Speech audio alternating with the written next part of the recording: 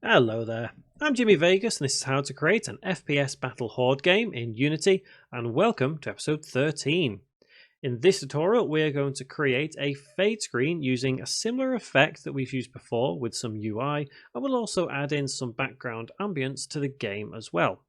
Don't forget, click the subscribe button and click on the bell icon as well to stay up to date with every tutorial still to come in this series and everything else on game development on my channel. With that in mind, let's get to work.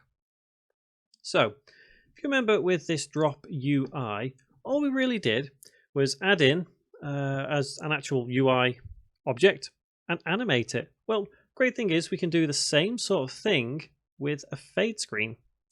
Now, it may seem somewhat difficult when you don't actually know how to create a fade screen, but when you do, it's so easy and you can just create one quickly and simply. So let's go, it's game object. Let's go to UI and we're going to go with raw image. Now, what we're going to do with this is we're going to stretch it across the entire screen. So at the moment, it's just in the middle of the screen. And obviously, we've dealt with a couple of other things before.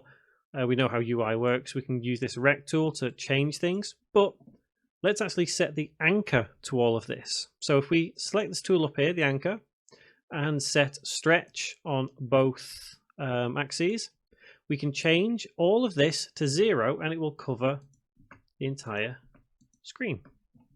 And obviously in the game view it looks white, but it's worth noting that when we press play, the game does still function behind that white barrier.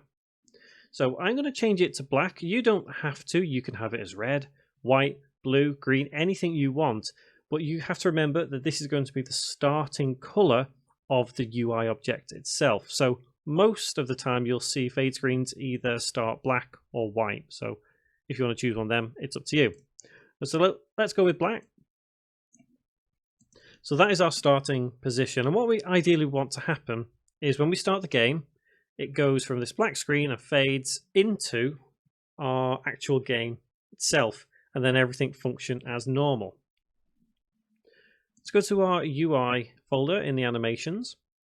Make sure we're on raw image. Let's rename. Call this fade in. And now all we need to do is, just like we did last time, click on animation, click on create. Let's call it fade in. Press record. And remember, we need to set the first keyframe. And as we're only dealing with the color of the alpha in this animation, we just have to make sure that we do set this alpha to 255. So it sets that first keyframe. Now you need to determine just how long you want your fade screen to last. 1 second, 2 second, 2.5, 3, whatever. And then go to the relevant keyframe. In this case, 120. I'm going to make this fade over the course of 2 seconds. So, frame 120. And after that, let's set the alpha to 0. Hit return. Let's close that off. Stop recording. And let's go to project. Click on fade in animation and untick loop time. And now that's all it takes. So press play. And there we go. We've faded into our game. Awesome. That's real handy. And obviously the inverse of that also works to create a fade out. So let's quickly create a fade out ready for the future now. Game object, UI, and raw image.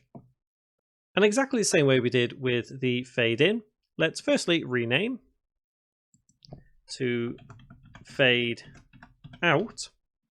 Let's anchor and stretch across the entire screen.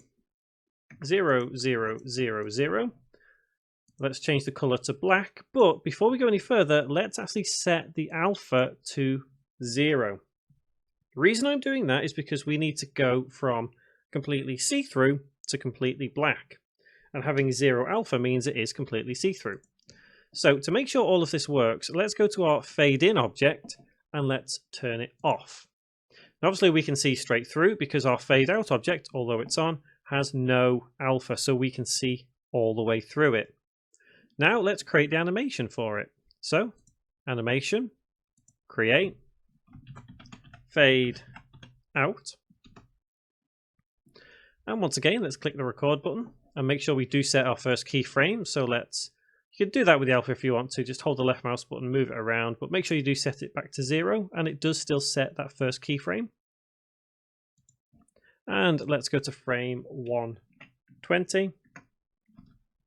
And let's set the alpha to 255, which is the maximum. And now let's press the record button to stop that animation. Back to project. Let's click on fade out and untick loop time. And now if we press play, we should see the fade out animation play. So we go from the game, fade out.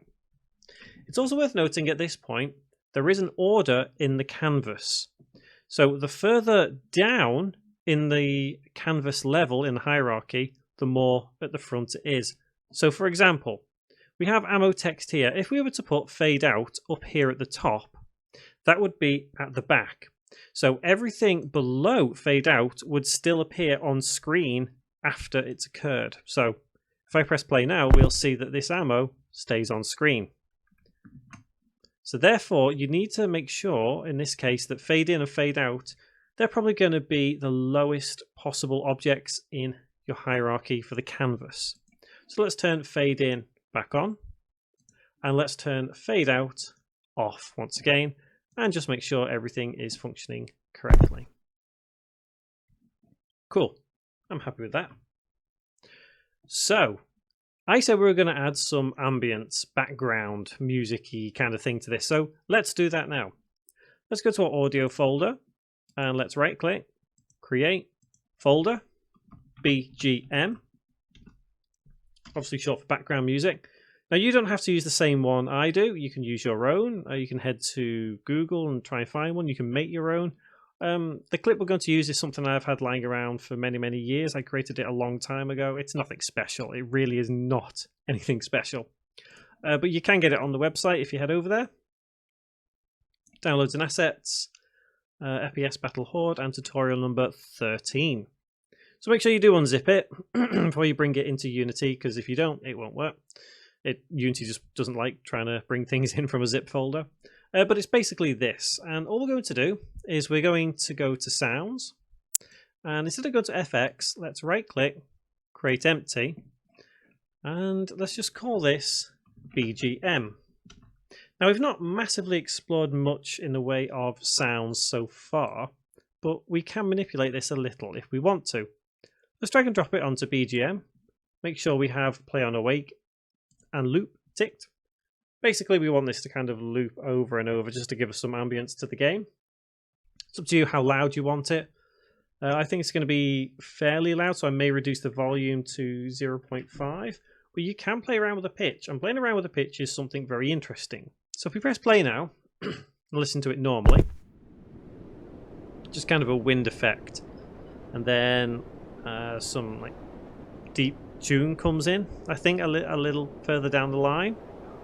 But you can play around with the pitch a little if you want, but you'll see what I mean by that as we change it in just a moment.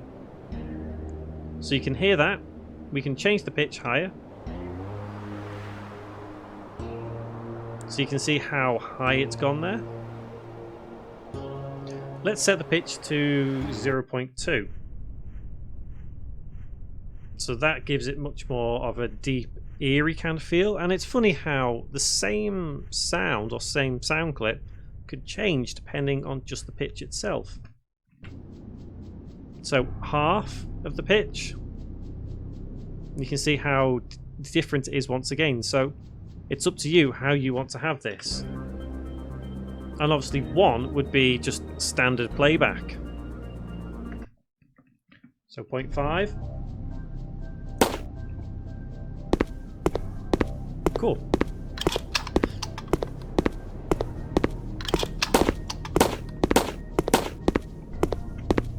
So yeah, I would recommend playing around with some of these settings. I wouldn't worry too much about the blend or the reverb or anything like that. I think mainly it's probably the volume and the pitch that really bring out different aspects of how it sounds. Like I say, you don't have to use this one either. You can find your own or make your own, or do whatever you want with it. But it's probably worth playing around with a little bit.